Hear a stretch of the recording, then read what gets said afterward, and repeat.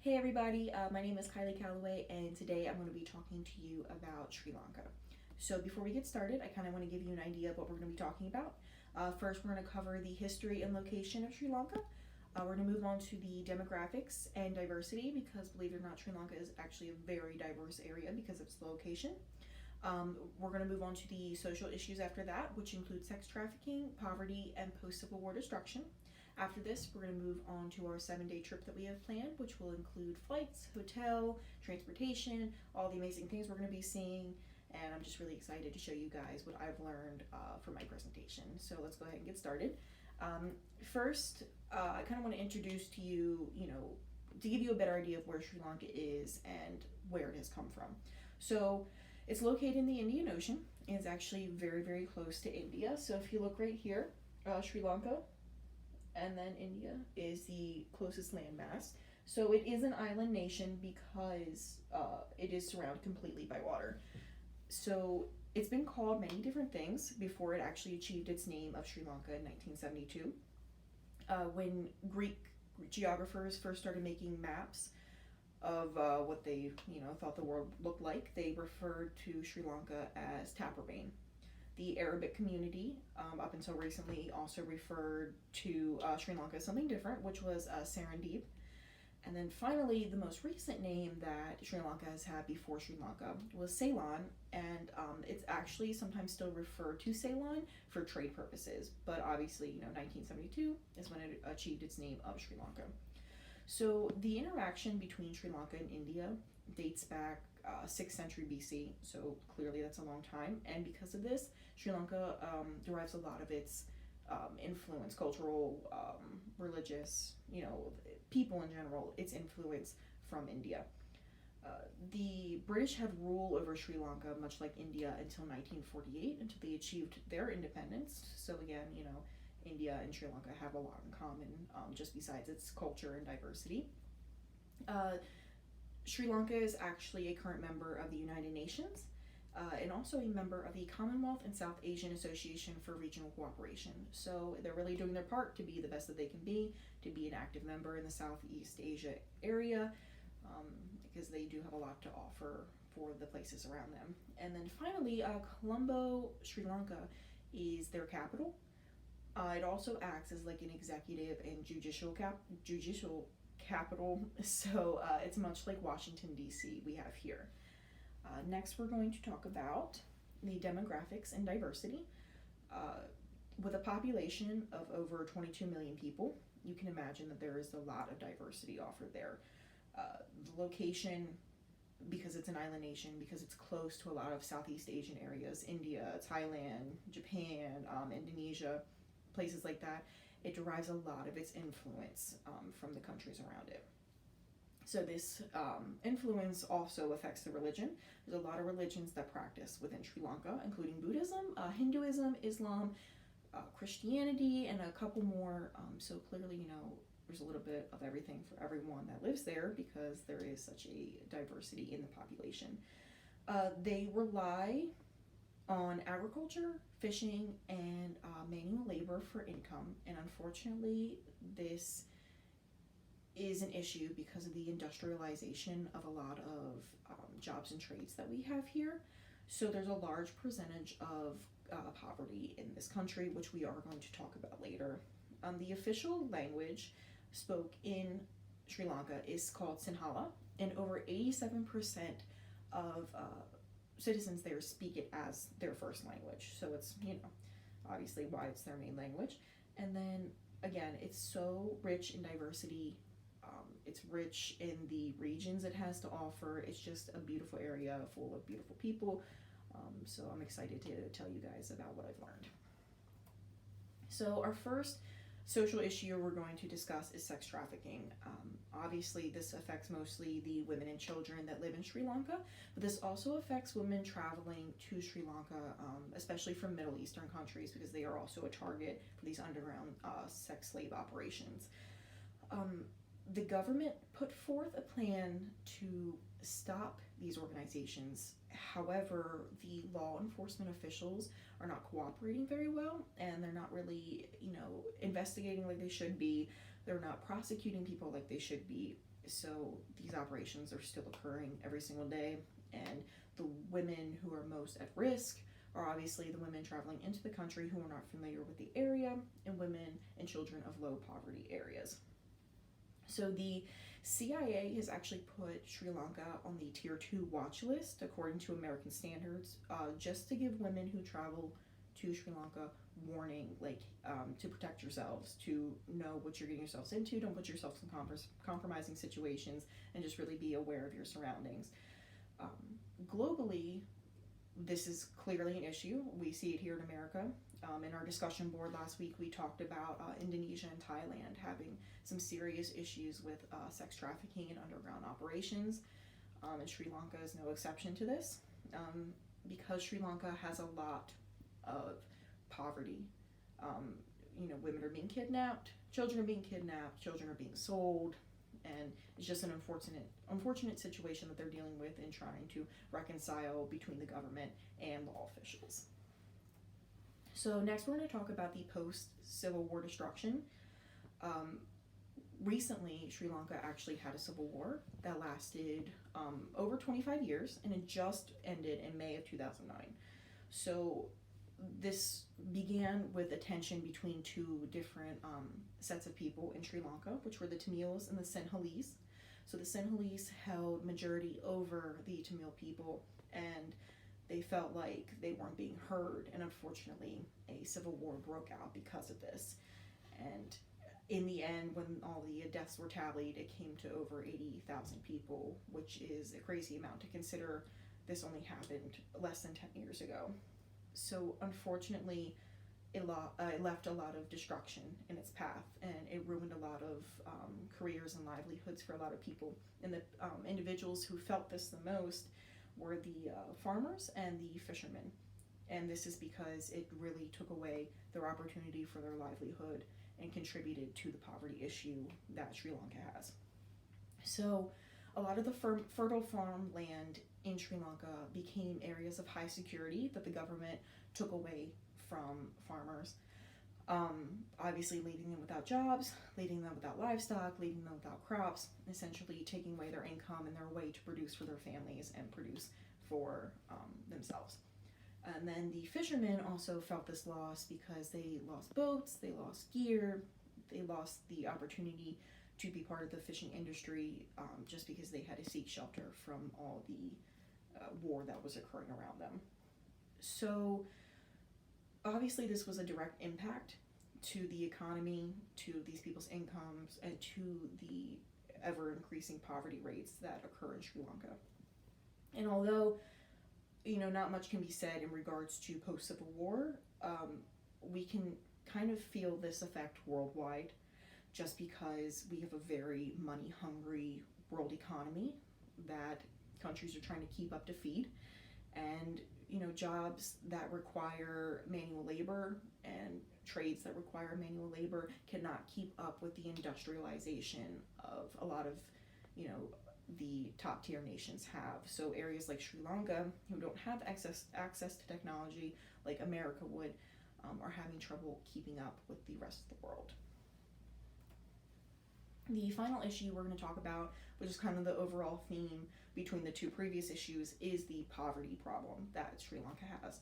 So ultimately, it's not just because of the post-Civil War issues, it's also because Sri Lanka does not have very good welfare programs. They have no access to digital record keeping, so this is resulting in lost information, lost documentation, not being able to keep up with people. So the people who need help are not receiving it, and the people who no longer receive help or who no longer need help are still receiving the help that should be going to other people. Individuals essentially are not being evaluated properly like they should be, just because there is no digital record keeping system.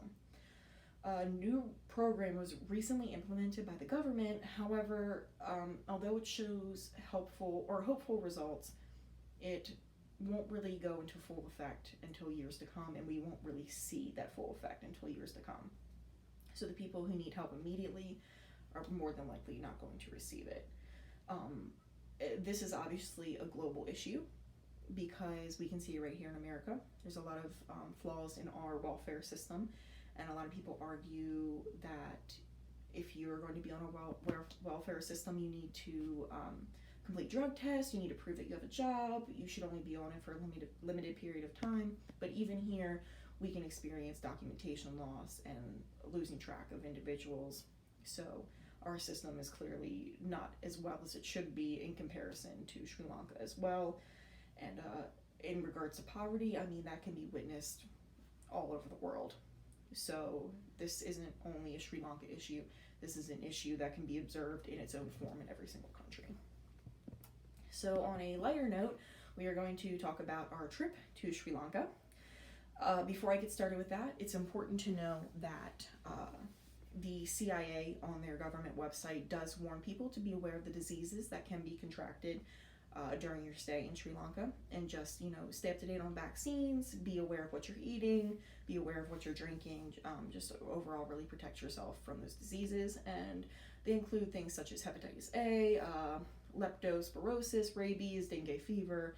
So, a pretty intense list of diseases that can be contracted there. So just be careful when traveling to any location outside of America, really. So to begin our trip, I researched flights for January 2019 from QatarAirways.com, and a flight from Philadelphia to Colombo on January 21st, 2019, that departs at 7:55 p.m. and lasts about 19 hours was $1,007.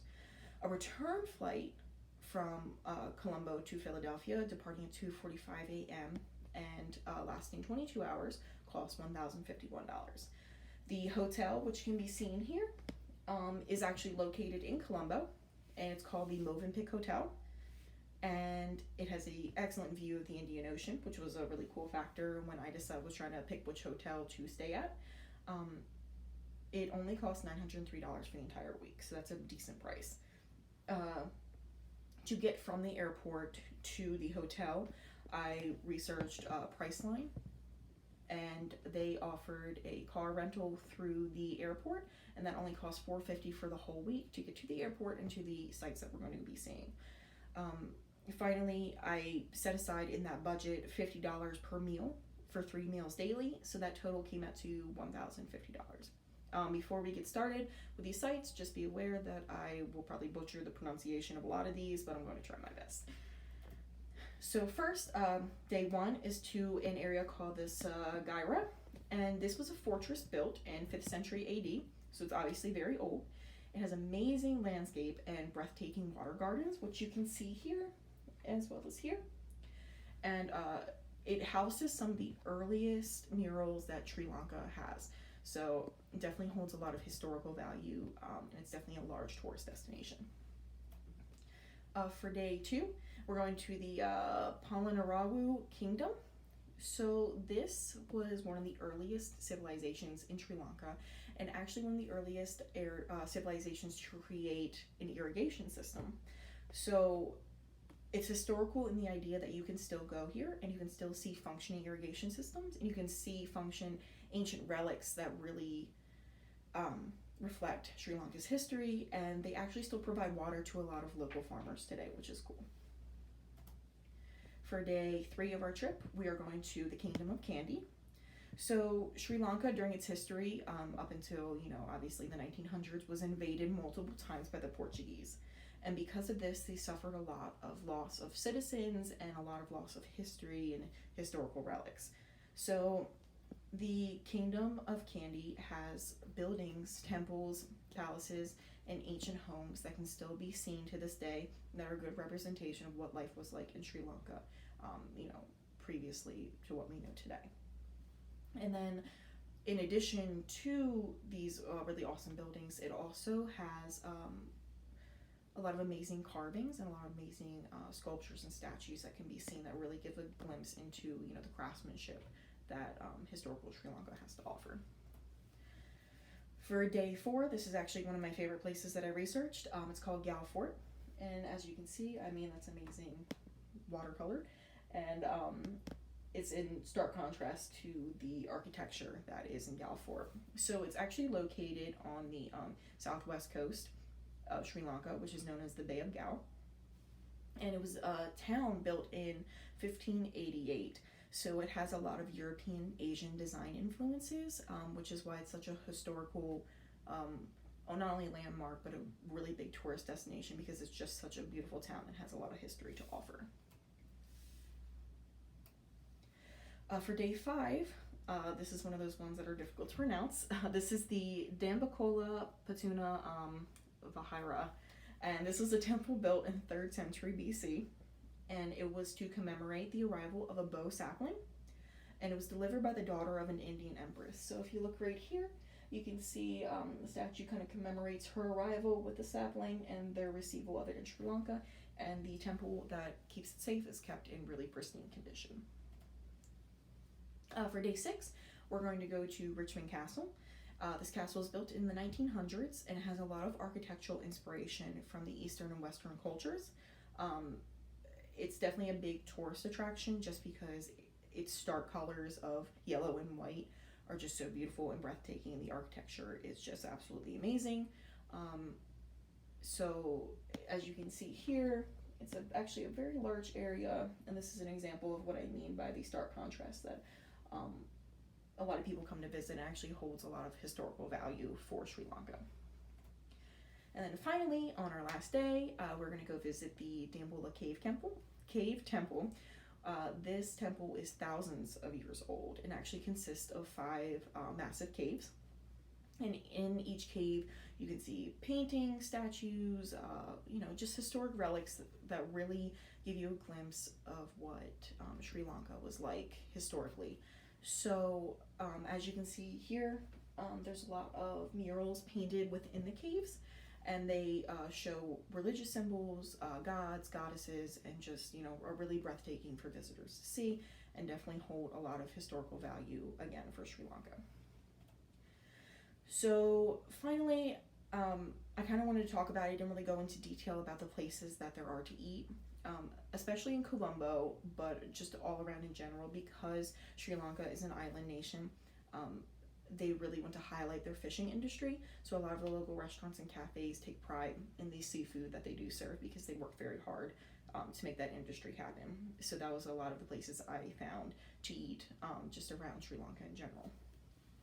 Besides the historical properties, Sri Lanka has amazing wildlife. It has beautiful natural landscapes. It has a lot of opportunities to interact with wildlife, like whale watching and elephant riding.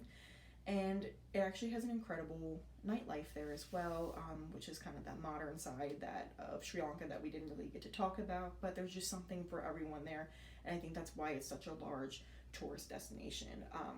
So ultimately, this whole trip, 7 days, flights, hotel, food, ended up costing $4,965, which is actually cheaper than a 7-day trip to Disney World. So money well spent.